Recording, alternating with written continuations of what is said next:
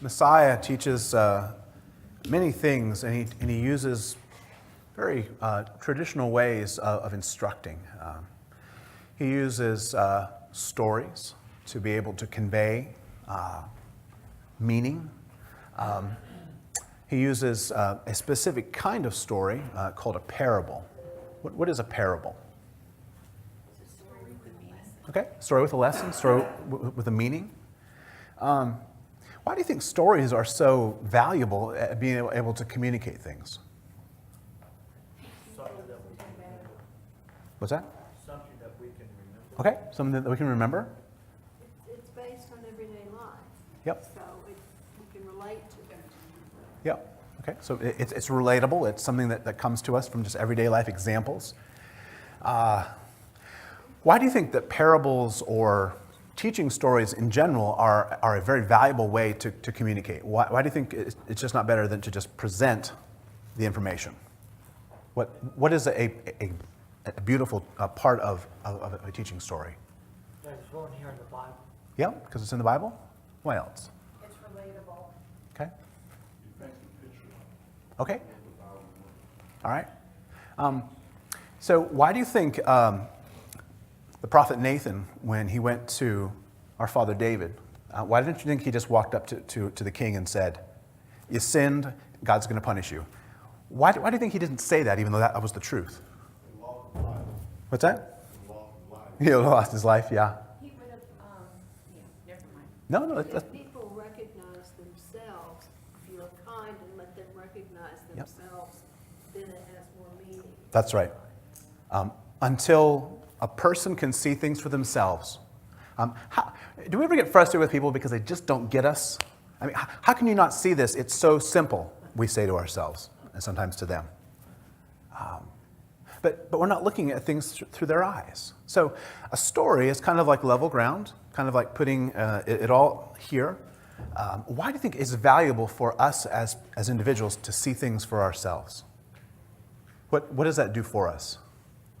Until you accept a situation, you will never change it. Okay, until you accept a situation, you'll never change it? Makes it personal.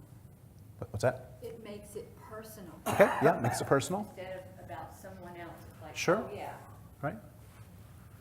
So many times each individual can relate to things in their own way. Mhm. It provides that way for each of us to relate. Yeah.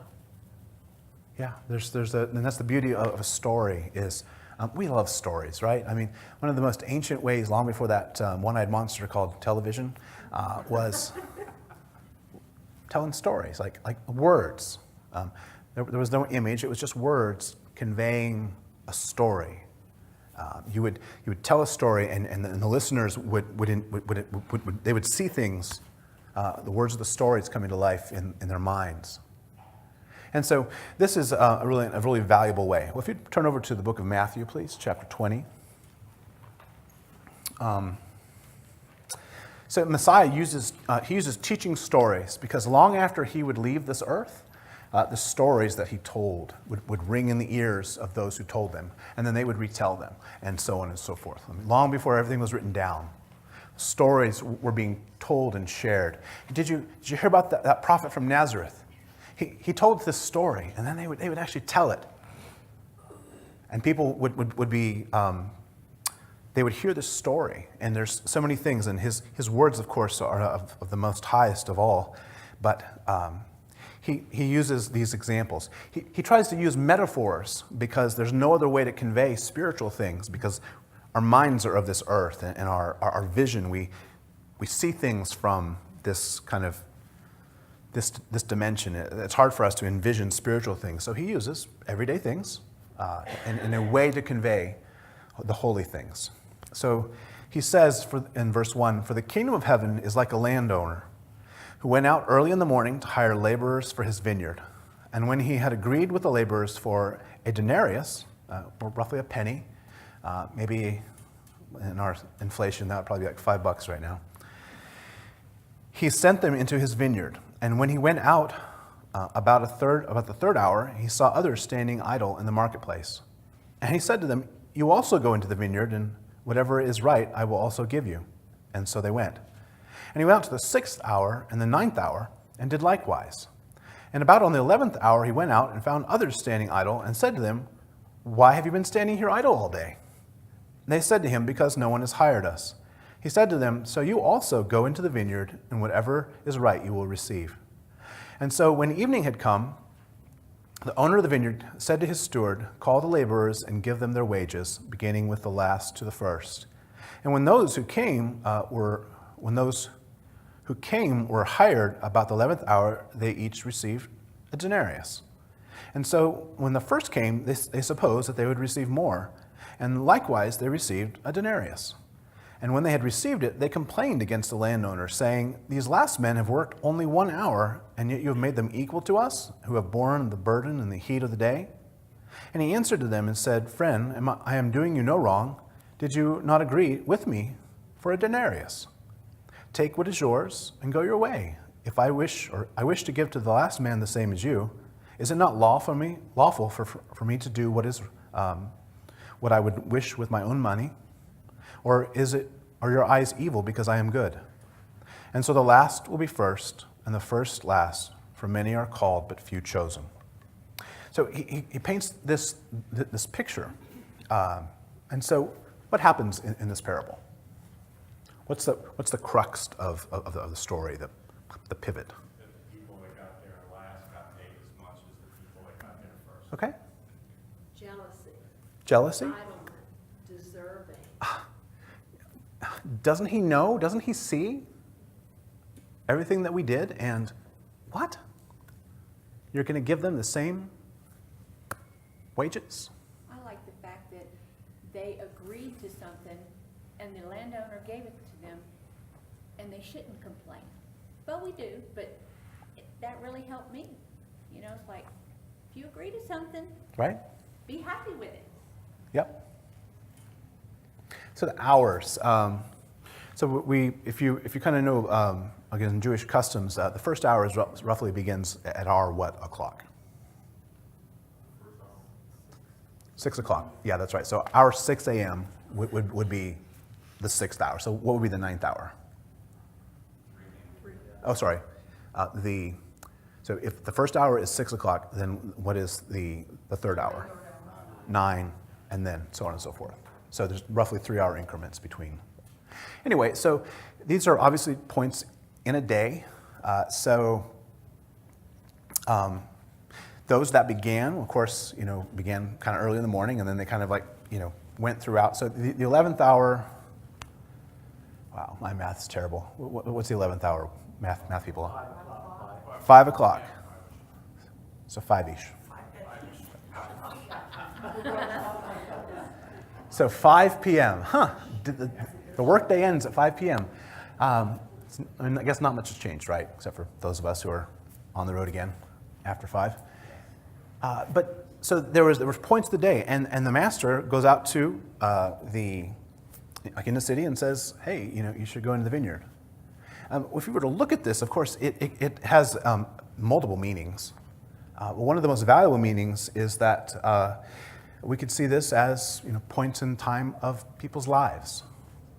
The first hour could be roughly likened to kind of like entering into the vineyard as a child, and then progressively up throughout the different points of the age. So there are those that come to faith early in their lives. What is the vineyard? He says, come work in the vineyard.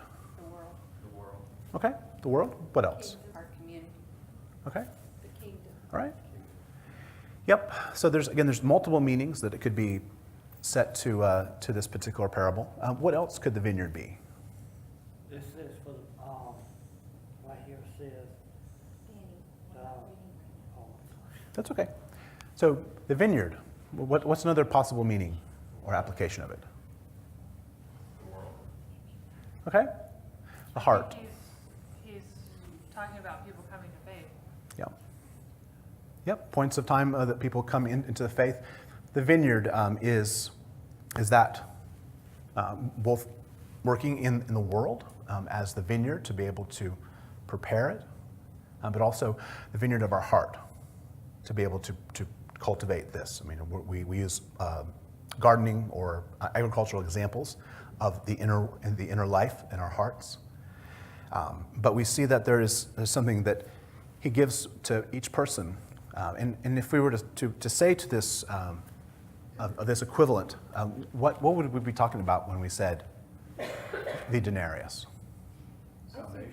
Okay, salvation? I see it like heaven as well, you know, if we have our heart right, when someone accepts the Lord on their deathbed, we shouldn't say, well, gosh, if that's all I had to do, I could live what I want to now and wait till then. Right. But that's not the way it is, and that's the way the denarius is saying, I am blessed to have been given that early. Yep. Look at what all they missed. Yep. All right, so we say salvation or entrance into heaven, this living with God, this communion with God. So somebody lives like hell their whole life, and it comes to faith at the last hour. We live for God, and then we also pass at that time of our death. Who had more benefit on this earth? The person who was able to live freely, No. or the person who struggled and lived for God? And what's the benefit of that, of living for God early? Because we have hope and peace in our Messiah. Yeah, We had the relationship yeah, earlier. yeah. We had the promise, the blessing, the commands, the We were able to embrace something, imperfectly as we might. We're able to have this early in life, this whatever early point that is for you.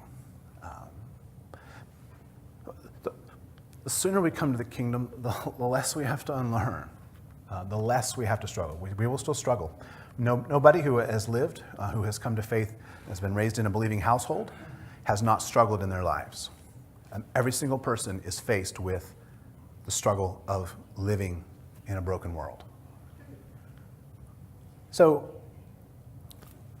they murmured against the owner. And would they have murmured if there was not something broken in them? So liken this particular parable to another parable that he told, and think of something that's similar to this, where there is murmuring against another person. Okay, and how is it similar? Because the son that wanted his thing now, he went off and did what he wanted, and then he came back, and his father accepted him with love. Mm-hmm. But the son that was faithful, he was angry because why should he get the fattest calf, and I haven't even had a party with my friends? Right. So does the older brother in the prodigal son, does he have a point? I mean, I've been here working really hard for you, and he goes off and lives a sinful, terrible life, comes back, crawling to you, and you accept him back? How could, does that seem unfair to us? I mean, after all, the older brother worked so hard and did everything right. What's wrong with the older brother? He's jealous. He's jealous? And what does the father say to the eldest son? All that I have, you have always had. You've It's had always been yours. you've had the benefit. You've had all of it. You've had relationship with me. The father says to the eldest son, everything that I am, everything that I have is yours. You've enjoyed it and have been a part of it. And so our sense of fairness comes sort of like head to head with divine fairness. God says, my ways are not your ways. He says that he has a larger picture in mind. And so, one who lives a life for God and who lives for God, but who lives carelessly, who has a greater sense of the love of God, or the one who comes at their deathbed. If we live a lukewarm life for God, the person who gets or who comes to faith at the last hour, who has more love? Messiah said to the sinful woman who was washing his feet with her hair, and says that she loves much. Why? She was forgiven much. The blindness of us if we live a lukewarm life, when we look at somebody else who comes to faith on their deathbed and say, man, they had it easy. They had, as you said, they were able to live however they wanted, and they still got in. But God looks at the heart. He doesn't look at and doesn't measure things the way that you and I do. Because, we're keeping track of people's sins, right? Yep. And then we get to 4 and we go, 5, 27,000. But God doesn't see things like this. He looks at us and he judges us and measures us by the divine measuring. And only God knows. So, why do you think God's measurements are different than ours? Because it's God. Okay. He's fair. What's that? He's fair. And he is fair. But what's fair? Because equal work, equal pay, more work, more pay? That's kind of how we, right? Not human fair. Yeah. Depends on the standards you measure it by. Mm-hmm. But is the one not the same as the other? The prodigal was out there doing his thing, but the elder brother was there doing his thing too. Resentful for everything he did for the father, resentful of his demands, his rules. So was one better than the other? No. And the prodigal son, I can promise you, the one who comes late in life and who knows what they've done and what they've been through and the terrible things they've done, I can promise you they are more grateful than, as we say in the old Southern Baptist Church, the pew sitter from their birth. Yeah. It is as if the one who was always present never recognized the stuff that he hadn't done, that he hadn't cultivated. He watered the weeds of resentment, and he fertilized it with his complaints. And so we likewise have to be looking at the parables. It goes back to the garden. It goes back to the garden. Yeah. Cain and Abel, it's Yes. right there. Because God complimented one, I didn't mean to cut you off. No, that's good. But, because God showed favor over one over the other, instead of saying, I'm gonna seek to please God more next time, it's just easier to kill you. Yeah. So it goes all the way back. Nothing's changed. No. We get jealous when somebody else is praised. Yes, it's in us. When someone is honored, we feel like it somehow detracts from us. So when someone is honored, it is as if we're being dishonored. And where does that come from within us? What's that? Pride. Pride. Yeah. And God seeks humility, and we're not showing any humility in that situation. We're kind of like, put the spotlight on me and look at everything I've done. How could you acknowledge that? So, seriously, it doesn't change. Because we set our rules instead of abiding by the spiritual rules and understanding the rewards. I'm just as guilty as anybody else is. Yep. And so the stories, and of course we're speaking of the parable of the laborers who got the same wage today. And there's something, again, we look into the mirror of the scriptures and we begin to see things, and we should begin to see things. Now, when you begin to read the scriptures and you begin to go, oh yeah, that's, this person right there, or that person over there, or, when we read that, we can always think of somebody, right? Somebody pops into our mind, yep, that's about them. Well, the moment that we begin to say, that's about them, big red flag. That used to be us. Right. And it still might be. We have to be mindful of those things, that the moment we begin to think of other people, when that thought enters our mind, it's God saying, you look at you. You focus upon you. Because You may not be in this particular portion of it, but you're right down here, and I'm right there. And so his measure of righteousness is not according to how we see things. We keep track of everything, our good stuff and everybody else's bad stuff, right? It's so much easier to do that way, so that we can kind of we remember our good stuff that we've done, and we see everybody else's bad stuff, and we go, yeah, I'm good. Is that like when somebody describes himself as a humble person? Yes. Yeah. Yeah. That came up on Wednesday when we were speaking about humility. And if you ever think that you're humble, take heed lest you fall, because the moment that we think I'm a humble person,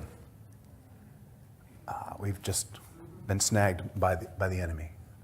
If you are humble, you should never know it. You should be so unaware, because you're becoming like our Father, like God. He just is what he is. He doesn't have to pat himself on the back and go, yeah, I'm a pretty humble God. You and I, if we are humble, we should never know it. If somebody else says to us, you're so humble, Baruch Hashem, it isn't about you. It's about giving praise to God.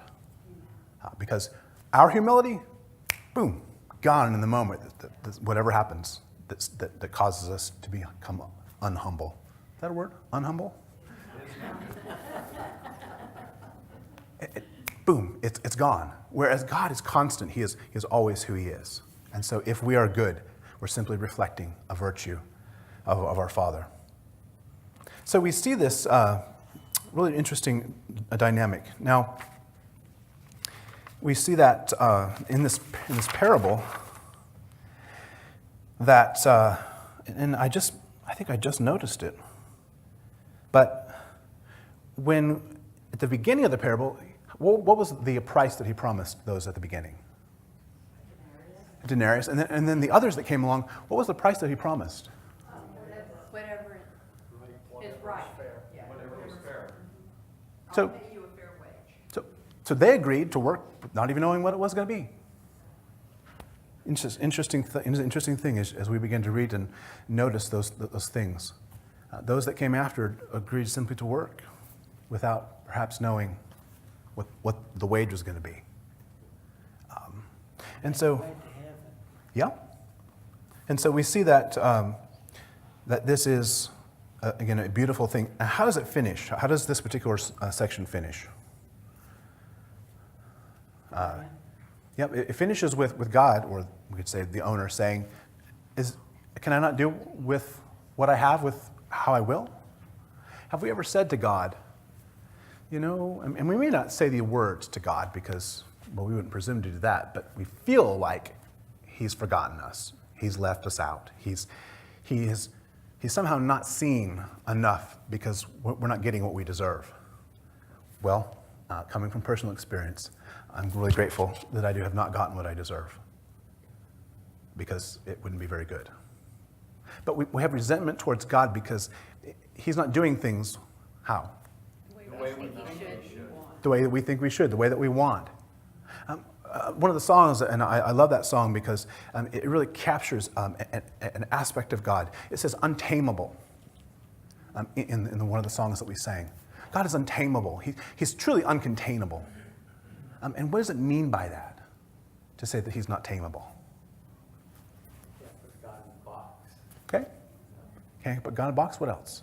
You can't put it anywhere in the creation. Okay, he's the creator or the creation. You can't put a collar and a leash on it. Sorry, dog lovers. God is God. And any God that we can control is what? Not God. It isn't a God, and it certainly isn't our God. A God that we can manipulate, a God that we can browbeat, it isn't the eternal. And so if we begin to feel those things and see those things within us where we say, perhaps within our hearts, God, you don't understand.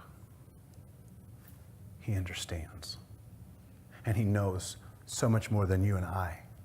We fixate, even as adults, upon something. We hold tightly to that, whatever it is. And that's all we can see is this, either that we desire or that we want changed, and all we can see is that thing that's remaining static and not changing. And we say, God, you don't understand. Well, if we would just release it, maybe, we would begin to see that he does care and he has heard and he is working, and we need to come to our senses and receive him. He says at the very last verse 16, it says, so the last will be first and the first will be last, for many are called but few chosen. If you would hold that thought, but turn over to 1 Corinthians.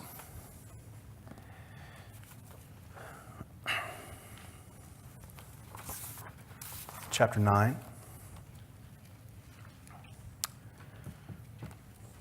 And verse 24. 1 Corinthians chapter 9 and verse 24. Do you not know that those who run in a race all run? But one receives the prize. Run in such a way that you may obtain it. Now, everyone who competes for the prize is temperate in all things. What's temperate? Somebody else have a different word? Okay, moderate, self-controlling, okay? So everyone who competes for the prize is temperate or moderate in all things. Now they do it to obtain a perishable crown, but we for an imperishable crown. So temperate in all things, because they're trying to gain the prize. And we're speaking of, in this particular instance, an earthly racer. Temperate or moderate, what's that an example of? So we heard self-control, but what else another word? What's that? Restrained? Balanced, disciplined, yes. Disciplined in because they have a goal in mind. So if a runner disciplines themselves, what do you think that they, what are some examples of this discipline? They're not having the donut. I know.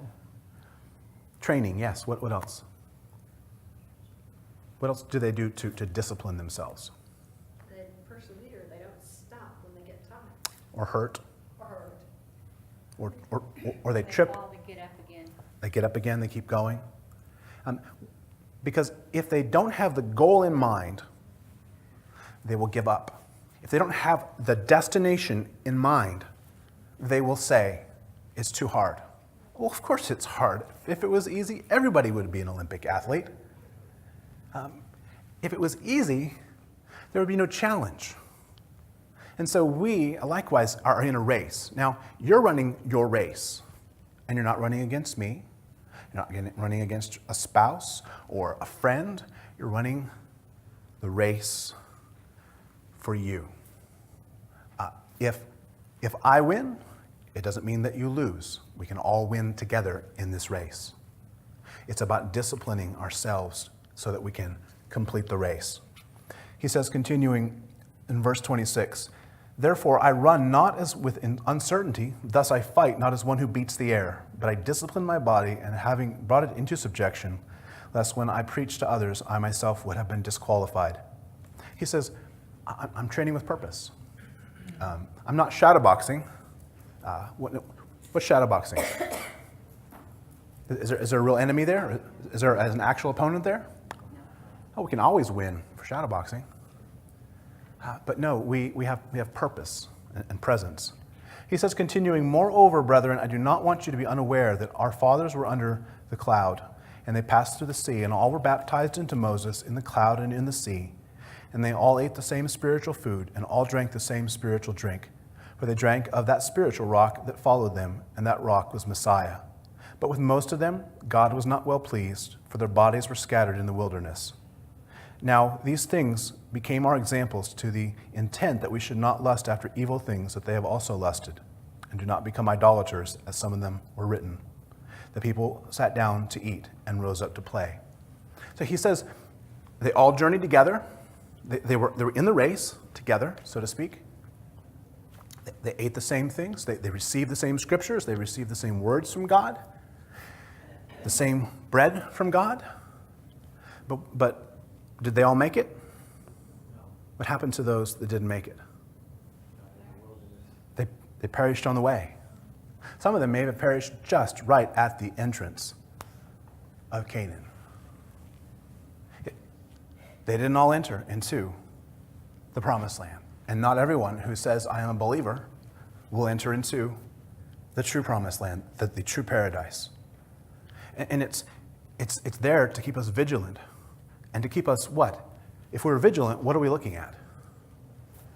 The horizon, the skies.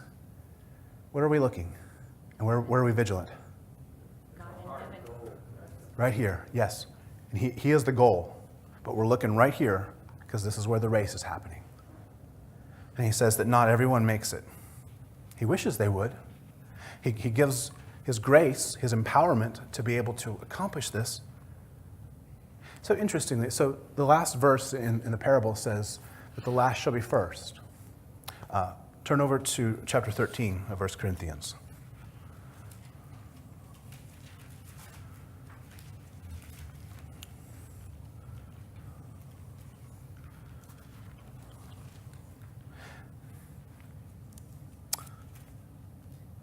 Chapter 13 and verse 1, it says, though I speak with the tongues of men and of angels and have not love, I become sounding brass or clanging cymbal. Who loves a clanging cymbal? Can you imagine you're sound asleep and somebody comes up with a cymbal? Yep, thank you. I'm not a musician. Cymbals? Or a triangle? You're sound asleep, and they put it right next to your ear. And they wail away on that thing, and you wet yourself. Are you happy with them? No, you're not happy with them. And that's how we are sometimes with other people. You get right in their ears. In the words and the actions that we do, it's like that clanging cymbal. Triangle. Yeah, I'll get it eventually. He says, and if I have the gift of prophecy and understand all mysteries and knowledge, and through I have all faith, that I could not, although I could remove mountains, but have not love, I am nothing. And though I could bestow all my goods to feed the poor and give my body to be burned, but have not love, it profits me nothing. He says, if we could do miraculous things and we don't have love, it's worthless. If we could raise the dead and we still have hate in our hearts, many will say to him, Lord, Lord, look at all the stuff we did for you. Did the people that do the miracles, did they do it by Satan? How did they do the miracles in this example? By God. They did it by God. But what was wrong? They Their don't hearts have were in love. the wrong place. The hearts were in the wrong place. They did the stuff, but they didn't change the stuff within them. And so it isn't about the miracles. It's not about the wisdom, or so to speak. It's not these things. It isn't our sacrifices. It's the love behind the sacrifices. God rewards us according to the intention of our heart, whether it be evil or good. In the parable of the vineyard, although those who complained got a physical reward for the day, they really lost the spiritual reward because of their spirit, their heart, and intention. Yeah. Yep. He says, love suffers long and is kind. Love does not envy. Love does not parade itself and is not puffed up. Is this an example of in our parable, those that started early, and then how did they act towards God? They were envious, were they not, of the others getting the same thing? Love is not puffed up. Love is not, well, it says it does not speak rudely, does not seek its own, is not provoked, thinks no evil. Wow. It's a pretty tall order, don't you think? Let's see. Yep, I did that, and that, and that, and that this week. God have mercy on me, a sinner. I haven't gotten there yet. Because of these things, I feel like I've like trudged through and have done many of them. God have mercy on me, a sinner. It does not rejoice in iniquity, but rejoices in the truth. Oh man, did you see so-and-so and what they did? They just sinned really big, by the way, whatever that was. And we go, wow. And we're saying to ourselves, glad it wasn't me. We look at those that are so obvious, but yet we miss the choking on that which we ourselves have within us. He says that love, and this is, of course, we all know this is the love chapter, 1 Corinthians chapter 13. It says that it bears all things, believes all things, hopes all things, endures all things. What is that? What is that really saying? Is it of this earth? Is it of the natural world for love to be and to be able to accomplish these things? Do you think the kindest person in the world who does not have Messiah does this 24/7? And they won't. They may have good actions and they may have good intentions from time to time. But good intentions are not enough. We have to be embracing that which can change us permanently. And we're going to fall, and we should rise up again and keep running the race. You know, it's funny, this whole love thing, because I've worked with some people, and I've been burned myself. People trying to love me to know the Lord by doing such damaging things. But in their minds, they're saying, I really love this person, so I've got to tell them the truth. And their truth is, if you don't know Jesus, you're going to hell. And what they do is, I've had 2 people come to me and say, oh my gosh, she just told me I was going to hell. And I said, the Word of God is very clear, but God loves you. But they take love and they think, for me to do this love thing, I've got to be honest and share with them. Otherwise, I don't really love them. I'm not preventing them from going to hell. And in retrospect, they are causing so much damage in their so-called love because they're making these people go further and further and further, as I did. When they would trace me down Fort Lauderdale Beach, going, oh, you're Jewish? Here, come here, let me tell you something. And I was like, no. There's a gentleness that goes hand in hand with this love. If you really love somebody, you just have to be gentle, because he was gentle. Yeah. And I don't want my coworker to perish, don't get me wrong. And every opportunity I have, I talk to her, but I try to do it in love. Yeah. And so she's told me, I feel safe coming to you, and that's all I can ask for right now. Yeah. Yeah. Our words have to be has to be backed with something. We should have less words and more prayers for this or that person. Our words have to be infused with grace. Again, grace is the empowerment of the Spirit of God within us, a gift within us that is moving and active. And so our words, if we are called to speak them, is a power behind them, not trying to use human reasoning to convince people, but love has to be that, I guess, the guiding force behind things. It says love never fails. Well, I failed there. But wherever there are prophecies, they will fail. And whether there are tongues, they will cease. And whether there is knowledge, it will vanish away. For we know in part and we prophesy in part. But when that which is perfect has come, then that which is in part will be done away with. When I was a child, I spoke as a child. And when I spoke as a child, and I understood as a child, and I thought as a child. But when I became a man, I put away childish things. Now we see in a mirror dimly lit, but then face to face. For I know in part, but then shall I know just as also I am known. It's as if he's saying, I'm looking in a mirror and I can only see so much right now. And it's kind of a crusty, mucky, schmutzy mirror. And I'm wiping a little bit at a time. And with the little bit that I can see in that schmutz, our hearts, I see God looking out, looking at me. And the more that I wipe away the stuff, the more that I see God in there, and God sees me. And it's like he's saying that I'm looking through this and I can only see a little bit of part of it. But he says, and then I shall know. In the time when we stand before him, it says that I shall know just as now I am known. Because God knows us. He knows the deepest parts of our hearts, of who we are and what we are. He understands those things, and he sees us, and he knows us, but he wants us to know him. And we do that by slowly conforming our lives and our hearts and our ways to him, so that we wipe away so that we can know him as he does, as he knows us. And now abide faith, hope, and love. But among these three, the greatest is love. The first shall be last, and the last shall be first. What's the list in the order of these? What's first? Faith and love. The most important of all of the virtues is the one that we acquire the last in truth and in perfection. We begin with faith in God.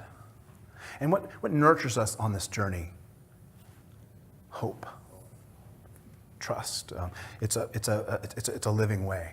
And in this journey and throughout the things we practice and fail in humility, we practice in generosity, we practice in all of the virtues, the fruits of the Spirit.